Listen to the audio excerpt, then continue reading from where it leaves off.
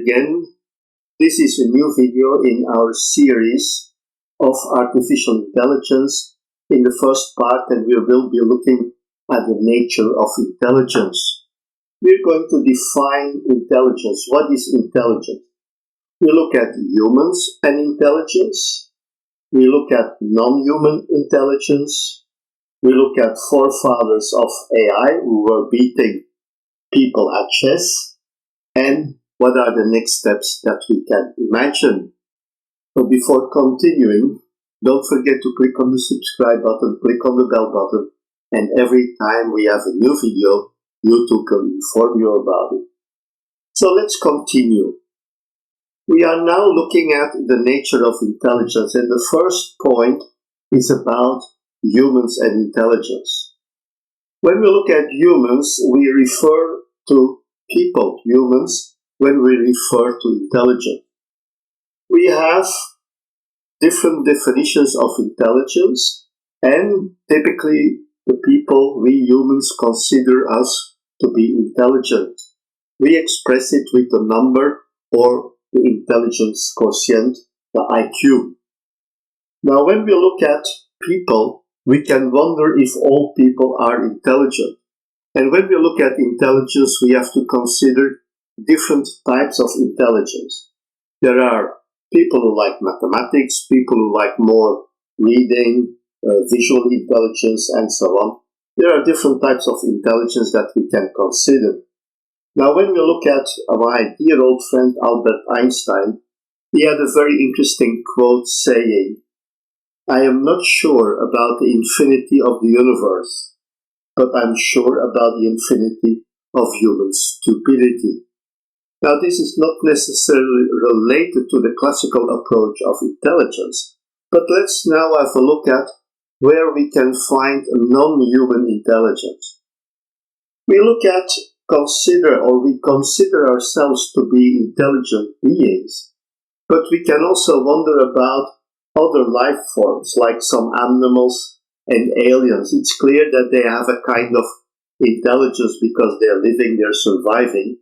About aliens, we don't really know, but we can imagine if those aliens would come to Earth, that they would have a certain kind of intelligence. Perhaps there are already aliens around us, we don't know, and perhaps they will never let us know that they are here. We already know that dolphins have a very high intelligence. We've been considering them as very intelligent animals, have been training and working with them in certain projects. There may be other animals that have a high intelligence and that we can consider sometimes to be at equal level of human intelligence. When we meet aliens, what can we expect? What are the things we would expect from them? We see all those videos, all those movies, Star Trek, we're meeting all kinds of different species, and they all are represented in a certain way that they are intelligent. When we look at other non-human intelligence, we can also consider computer intelligence and, of course, artificial intelligence, because this is the part of the course we are looking at this moment. When we look at games, we know computers dealing with chess and Go and other games. And when people started to think about computers, they started to try to defeat people in popular games. And one of those popular games that was one of the first games to be, let's say, considered to be beaten by a computer, it was the game of chess. And they tried to defeat grandmasters like Kasparov and Fischer. And this started already in the 1950s. The early computers were playing certain games and they would never beat those grandmasters. Finally, at a certain moment, IBM developed a system called Deep Blue from IBM, and it was able to beat the ruling chess champion Garry Kasparov at that time.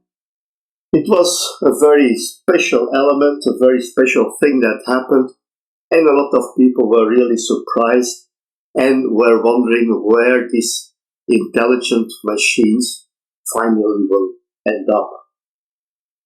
After chess, other games followed. The game of Go, which is more played in Asian countries, is a game which is even more complex than chess.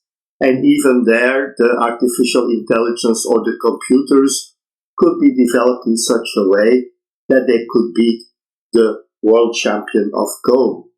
A very unique, a very important milestone in the development of computers and artificial intelligence. But what do we think is going to happen? What are the next steps that we can imagine? First, when we look at a computer or an AI machine that can perform a certain task, like ruling chess champion or beating the ruling chess champion Garry Kasparov, we know that we met a certain milestone and now we want to go to other milestones. The other milestones were other games where the computer could be playing against humans. Like I said before, the game of Go, but there are other games like bridge, card games, and so on. It is possible to discover new solutions, new challenges, where we can improve the games or when we can use the artificial intelligence to improve performance.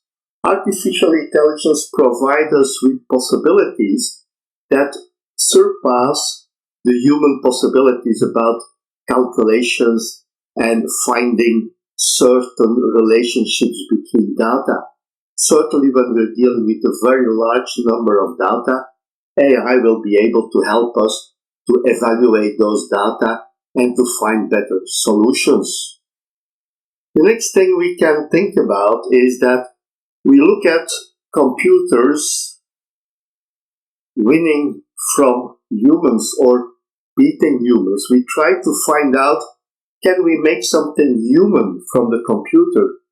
But we have to imagine, or we have to add to the entire story, that humans don't only have that intelligence, they also have cognitive abilities like creativity, empathy, common sense reasoning, and adaptability. And the last thing we can see in some recent videos where some gaming was done, where artificial intelligent agent was flying a drone and could learn it very quickly.